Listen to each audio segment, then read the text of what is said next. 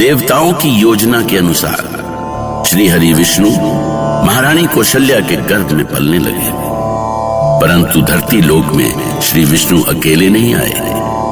उनके साथ सुमित्रा के गर्भ में शेषनाग, केकई के गर्भ में विष्णु का शंख और चक्र भी आए। जैसे जैसे बच्चों के जन्म का समय पास आता जा रहा था, अयोध्या के राजमहल में खुशियों की वर्षा हो रही थी।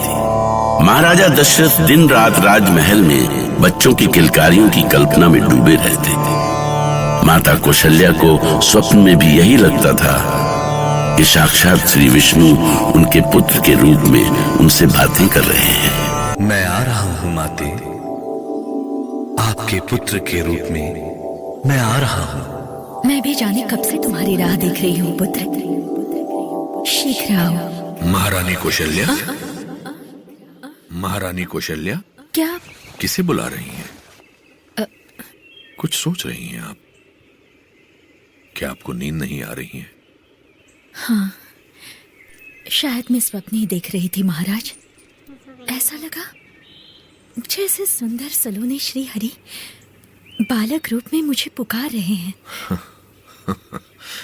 अवश्य आपका स्वप्न सच होने वाला है कौशल्या, सच। जाने क्यों हमें तो लगता है अयोध्या का राजमहल प्रभु की लीला भूमि बनने जा रहा है।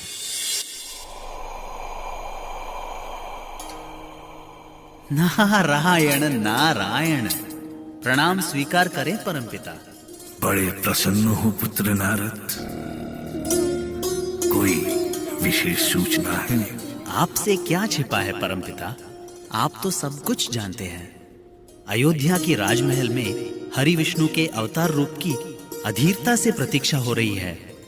अयोध्या ही क्यों पुत्र, महाराज दशरथ के पुत्र की प्रतीक्षा तो सारा संसार कर रहा है। सत्य कह रहे हैं परमपिता, किंतु दूसरी ओर राक्षस राज लंकापति रावण का अहंकार तो बढ़ता जा रहा है।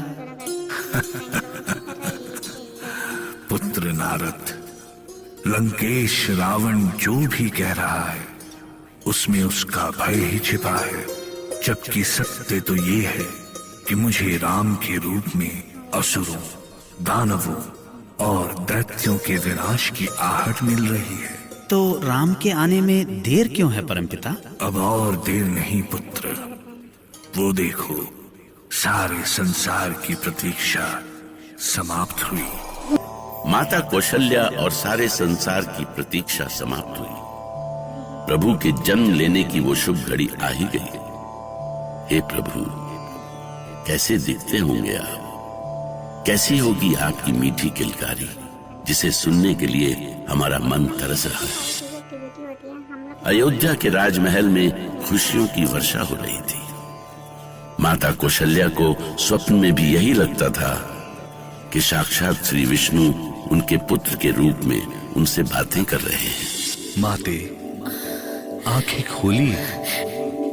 श्री हरि विष्णु आप?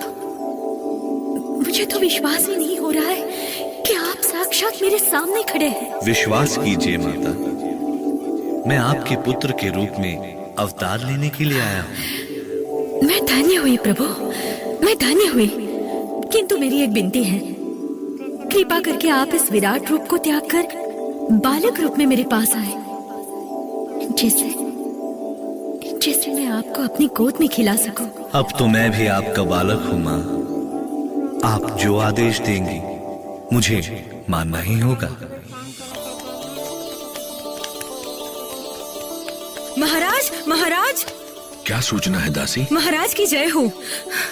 महारानी कौशल्या को पुत्र रत्न की प्राप्ति हुई है महाराज। अहो भाग्य मेरे। दासी, प्रथम सूचना के लिए तुम्हारा यह पुरस्कार। महाराज, ये चढ़ाऊ हार? हार क्या, इस सूचना के लिए तो अयोध्या का राजकोष भी कम है दासी। महाराज, महाराज, महारानी कैकेयी को पुत्र रत्न की प्राप्ति हुई है। महाराज, महाराज, महारानी सुमित्रा 2 पुत्रों की माँ बनी है। हे ईश्वर, इतनी खुशी तो मेरे मन में ही नहीं समाती। सुमंत, अयोध्या का राजकोष खोल दिया जाए, सबको मुंह मांगा दान दिया जाए उत्सव की तैयारियां की जाए। हे प्रभु, कैसा रूप पाया है तुमने। तुम्हें जिसने देखा धन्य हो गया। आज मां कौशल्या ही नहीं, तीनों लोगों को पंख लग गए। खुशियां संभले नहीं संभलती।